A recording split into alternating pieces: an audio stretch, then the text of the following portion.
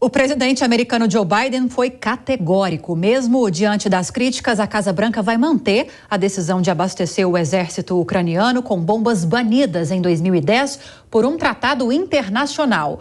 O nosso editor de internacional, Marcelo Favalli, está aqui para nos explicar as consequências deste tipo de armamento, né, Favalli? Boa noite.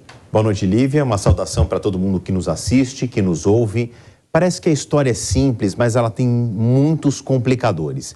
Eu vou começar pelo óbvio. O que é a chamada cluster bomb? Cluster do inglês, a melhor tradução para a gente, fragmentos. O termo é meio autoexplicativo, mas eu fiz um desenho que mostra exatamente a ação dessas bombas, que não são novas, não. A tecnologia é até ultrapassada, mas é bastante eficiente no campo de guerra. Vocês vão entender por quê. Ela pode ser lançada a partir de um avião, de uma munição de navios, a partir de um canhão. Existem vários formatos. Eu optei por um para que todo mundo entendesse. Depois do disparo, quando então o projétil está no ar, ele se abre e aí causa uma chuva de bombas muito menores. E está aí a chamada eficiência. Essas bombas ainda no ar, elas se dispersam e caem sobre uma região muito maior. Muito maior quanto? Eu fiz aqui uma comparação clássica, né? Em contagem de campos de futebol. Vamos supor que a bomba, sem esse sistema de cluster, ela, unicamente falando, caísse aqui no meio do alvo. Teria um raio de ação, que já seria significativo. Nessa cluster bomb, quando os fragmentos chovem a partir de um projétil inicial, essa área de atuação, ela ocupa o que seria uma explosão. Ela pode ser contada em até 4 campos de futebol. Numa medida que a gente conhece mais, 30 mil metros quadrados. Como a gente já mencionou, isso foi banido em um tratado internacional. A questão é quem assinou esse tratado. Eu vou voltar no tempo. O tratado ele não é tão antigo assim. Ele foi escrito em 2008. Em dezembro de 2008, todos os países que então na época compunham o sistema das Nações Unidas, não mudou muito, estou falando em algo perto de 200 países, foram chamados para assinar. Assinou quem quer. Quem assinou? 107, pouco mais da metade de todos os estados que compõem o mundo. A partir de agosto de 2010, assinado em 2008, agosto de 2010, ele foi colocado em prática. É um tratado de muitas páginas. Resumidamente, quem concordou com a proposta não pode usar, de maneira nenhuma, não pode comprar nem vender, não pode fabricar, armazenar e, o mais importante, não pode participar de um movimento de transferência. Como assim? Vamos supor que um Estado X é signatário do acordo, mas apenas compra e repassa entre outros 2 estados. Isso não pode acontecer.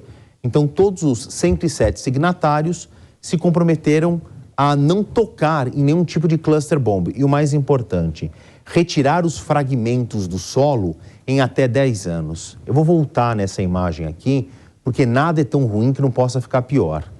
Aqui, nesse desenho, eu estou falando de um tipo de cluster bomb que chove e faz ali uma explosão de até 30 mil metros quadrados. Mas existe uma outra tecnologia em que as bombas chovem e não explodem. Elas se autoenterram no chão como minas. E esse é o problema para gerações futuras, depois que a guerra acaba, esse equipamento fica perdido ali no solo. Existe uma estatística internacional de que países que sofreram cluster bombs em minas em outras guerras têm cerca de 2,5% do seu território contaminado com explosivos espalhados, que depois vão vitimar civis, um veículo que passa ali, uma comunidade agrícola. Então, por isso que o tratado falava que em 10 anos era obrigação daqueles países que já tinham sido vítimas de cluster bombs ou tinham fabricado, vendido, usado, retirar aqueles fragmentos que ficavam no solo. Estou falando dos países, claro, 107 não iam caber aqui numa lista. Eu peguei alguns com uma particularidade. Aqui, atores da Segunda Guerra Mundial.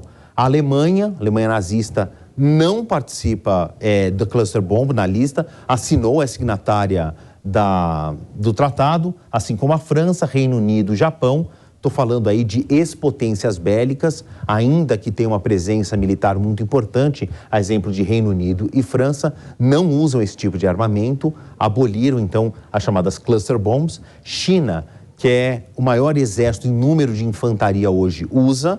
Rússia, Estados Unidos e aí, pasmem, o Brasil também.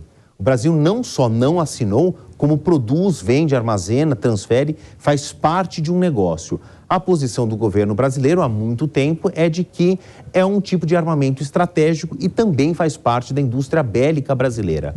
Assim como os Estados Unidos, que no nosso inconsciente coletivo é a potência bélica mais forte do mundo. A questão agora é que os Estados Unidos vão transferir essa tecnologia, passar esse tipo de armamento para a Ucrânia se defender dessa invasão da Rússia. Vai sobrar esse tipo de armamento no solo? Muito provavelmente. E também, aí eu vou deixar para uma futura discussão, será que a Rússia não vai olhar para a Casa Branca e perguntar, peraí, Joe Biden, você não está se engajando numa guerra que não é sua?